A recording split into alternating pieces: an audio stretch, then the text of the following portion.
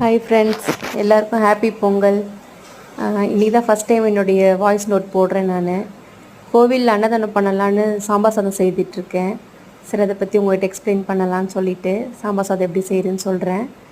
அரிசியும் பருப்பையும் அரை மணி நேரத்துக்கு முன்னாடி ஊற வச்சுட்டு சுடுதண்ணி காய வச்சுட்டு அடுப்பில் வச்சு சாதத்தையும் அரிசியும் பருப்பையும் ஒன்றா போட்டுட்டு நல்லா கிண்டிட்டு அதனால் வெந்ததுக்கப்புறம் ஒரு சட்டியில் எண்ணெய் வச்சுட்டு அதில் கடுகு, வெந்தயம், சீரகம் போட்டுட்டு நல்லா பொரிஞ்சோடனே வெங்காயம், கருவேப்பிலை போட்டுட்டு அதையும் நல்லா வதக்கிக்கணும்.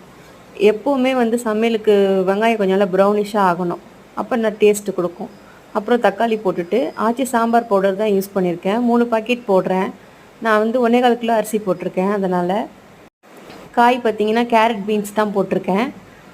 அதையும் அதிலே போட்டு நல்லா வதக்கிட்டு அதுக்கப்புறமேட்டு சால்ட்டு, தேவையான சால்ட்டு. இது இப்போ போட்டது பெருங்காயத்தூள் போட்டிருக்கேன். அது நல்லா கொதித்து காய் வெந்து வரணும். நான் ஜிஆர்பி நெய் ஆட் பண்ணியிருக்கேன். அதுக்கப்புறம் புளி ஒரு நெல்லிக்காய் சைஸ் அளவுக்கு கரைச்சி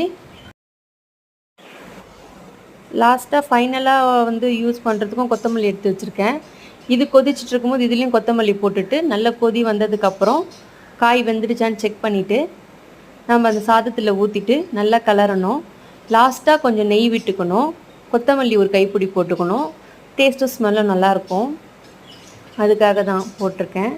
இதை நான் கோயிலில் கொண்டு போய் அன்னதானம் பண்ணுறதுக்காக இதோட வாழைக்காய், ஊறுகாய், அப்பளம்லாம் செஞ்சுருக்கேன். தேங்க்ஸ். எல்லாருக்கும் ஹாப்பி பொங்கல்.